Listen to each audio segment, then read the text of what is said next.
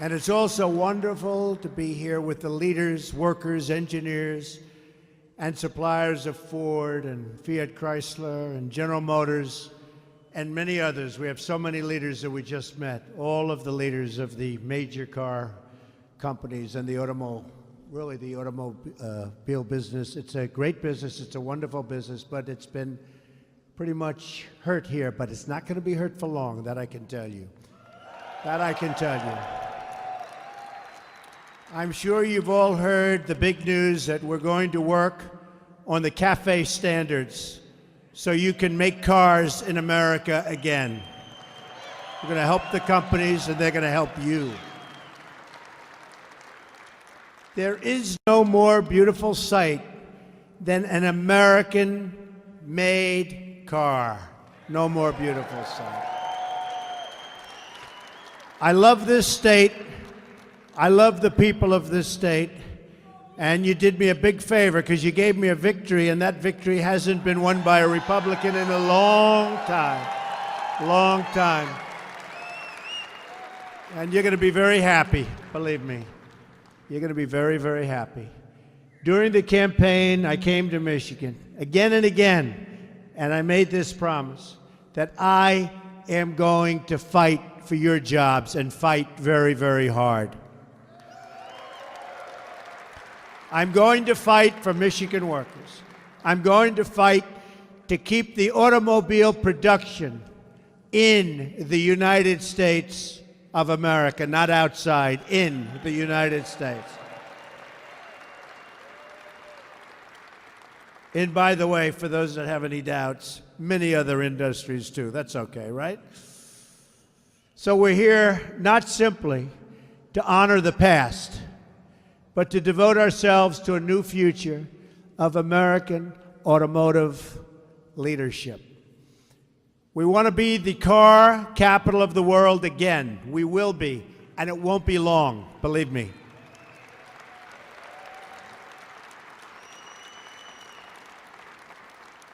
And by the way, we're going to have a very big announcement next week having to do with your industry. Very, very big, very important. Everybody say, what is it? Let's keep them guessing back there. You've heard me say the words, and I'll repeat them right now. Buy American and hire American.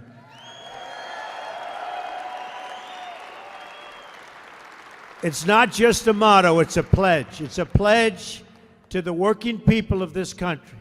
The era of economic surrender for the United States is over. It's over.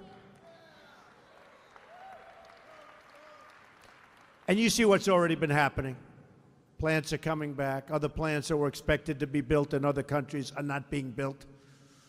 I just want to tell the leaders they made some very wise decisions. Very wise. Very wise. Some plants that were announced are not going to be built. They're smart. We're going to stand up to foreign cheating. We're going to crack down on currency manipulation. And yes, we're going to use the full economic powers of our country to protect our workers and to protect our jobs.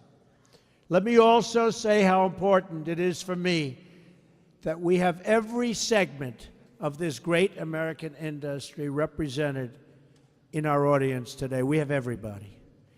To succeed as a country, we have to work together. We have to fight side by side to protect our industry and to stop the jobs from leaving our country. It's not going to happen anymore, folks.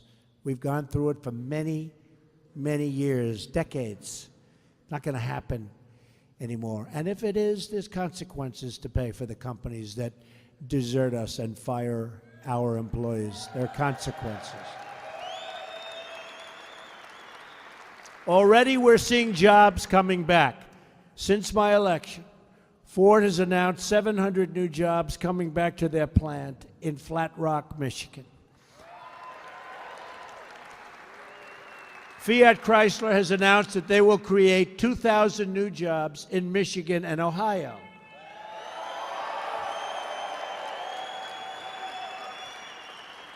And just today, breaking news, General Motors announced that they're adding or keeping 900 jobs right here in Michigan, and that's going to be over the next 12 months. And that's just the beginning, folks.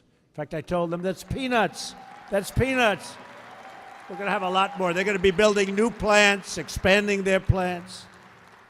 My administration will work tirelessly to eliminate the industry-killing regulations, to lower the job-crushing taxes, and to ensure a level playing field for all American companies and workers. Before NAFTA went into effect, by the way, NAFTA, a total disaster. There were 280,000 auto workers in Michigan. Today, that number is roughly 165,000, and would have been heading down big league if I didn't get elected. I will tell you that right now. That I can tell you. Plenty of things were stopped in their tracks. They were stopped in their tracks. A lot of bad things were going to happen. A lot of places were going to get built that are going to get built right now in other locations. The number of auto plants in the state has been cut by a third. Motor City once set the standard of living for the nation. Now it has suffered under the decades of failed economic decisions that have stripped our country of its jobs and of its wealth. The Trans-Pacific Partnership, another disaster, threatens states like Michigan, Wisconsin, Ohio, Pennsylvania, and so many others, with the loss of countless more jobs. That is why I'm proud to say I followed through on my promise, and by the way, many other promises. You've seen what's happened. Many. And immediately withdrew the United States from the TPP. I kept my word. The assault on the American auto industry, believe me, is over. It's over. Not going to have it anymore. We're setting up a task force in every federal agency to identify and remove any regulation that undermines American auto production and any other kind of production, including the production of high-end, low-end, big, small, every form of automobile and truck. During my first week in office, I brought American auto companies to the White House. Mary Barra's here. Mark Field's here. Sergio is here. And others. And none of them ever got to see the Oval Office before, because nobody took them into the Oval Office, our presidents. They employ tens of thousands of people, but I brought them into the Oval Office because they're going to be expanding their companies.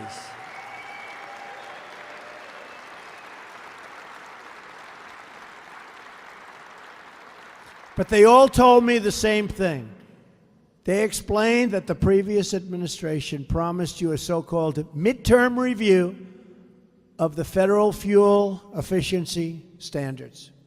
It was necessary because the standards were set far into the future, way, way into the future.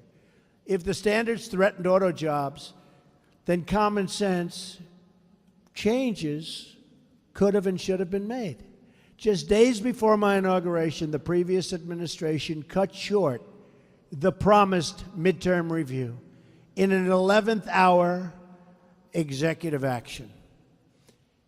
Today, I am announcing that we are going to cancel that executive action.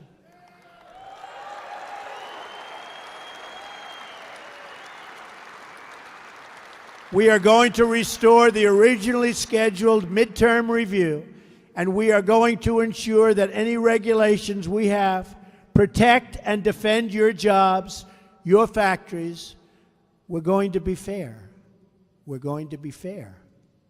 This is an issue of deep importance to me. For decades, I've raised the alarm over unfair foreign trade practices that have robbed communities of their wealth and robbed our people of their ability to provide for their families.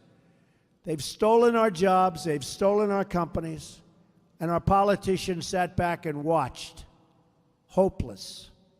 Not anymore. As a private citizen, I looked really with sadness as massive shipments of foreign cars have been dumped onto our shores, while those same countries have shut their borders to our cars. We take them. Come on in, folks. Come on in. No tax. Don't worry about it. We make cars. They don't take us. Not anymore.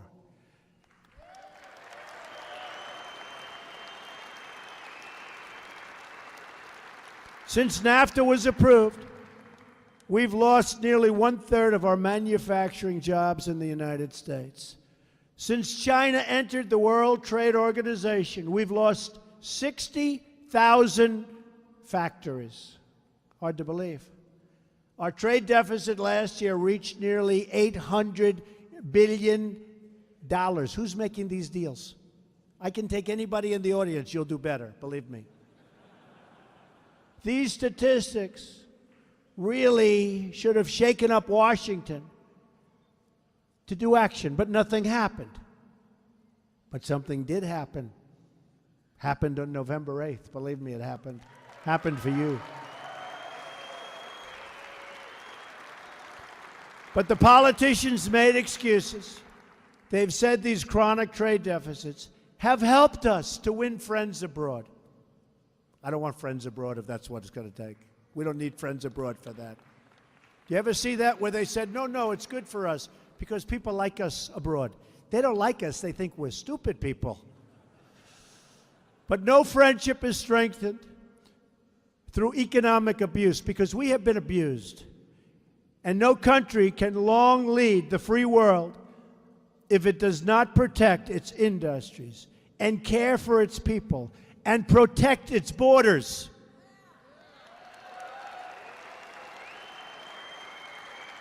America will be respected again, and you as workers will be respected again. Believe me, you will be respected again. Soon, now. I think it's already happened. Our great presidents from Washington to Jefferson to Jackson to Lincoln all understood that a great nation must protect its manufacturing, must protect itself from the outside. Today, I will be visiting the home of Andrew Jackson on the 250th anniversary of his birth. And they say my election was most similar to his. 1828. It's a long time ago. Usually they go back like to this one or that one, 12 years ago, 16. I mean, 1828, that's a long way. That's a long time ago. In supporting tariffs, Jackson said, I look at the tariff with an eye to the proper distribution of labor and to revenue, and with a view to discharge our national debt. We owe $20 trillion. $20 trillion with our policies. America cannot be a wealthy country if special interests game the system to profit from the exodus of our companies and from the exodus of our jobs. We must embrace a new economic model. Let's call it the American model.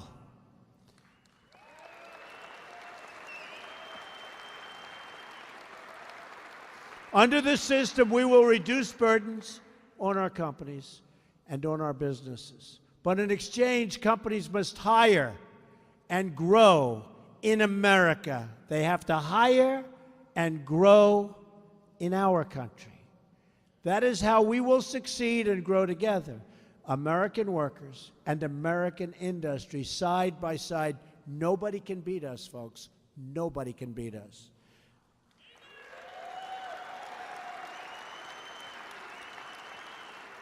Because whether we are rich or poor, young or old, black or brown or white, we all bleed the same red blood of patriots.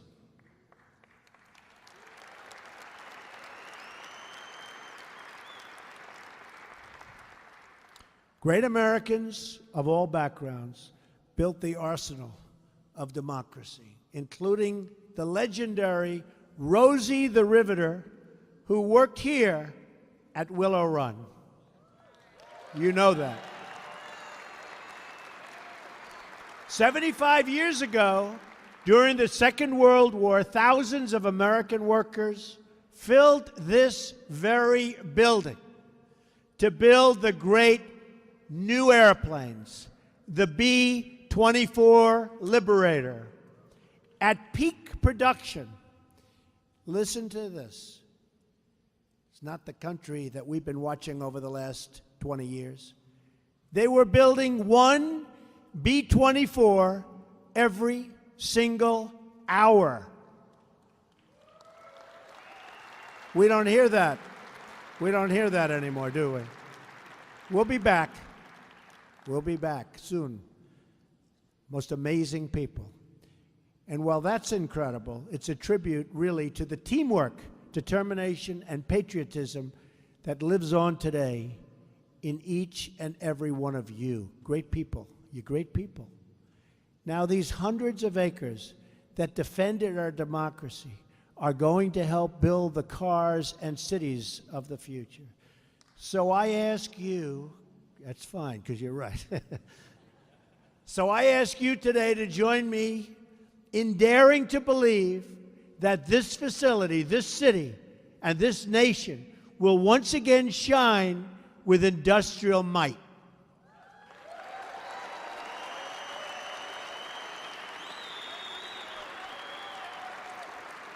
I'm asking you to place your faith in the American worker and these great American companies.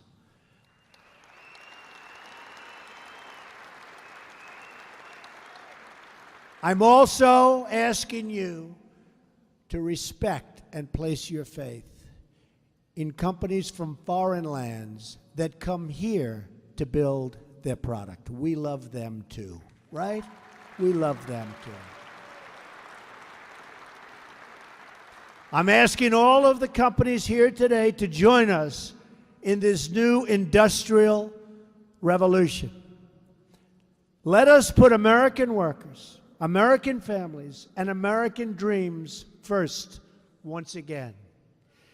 May God bless the American worker. May God bless the Motor City. And may God bless the United States of America. Thank you. Thank you. Thank you, everybody. Thank you.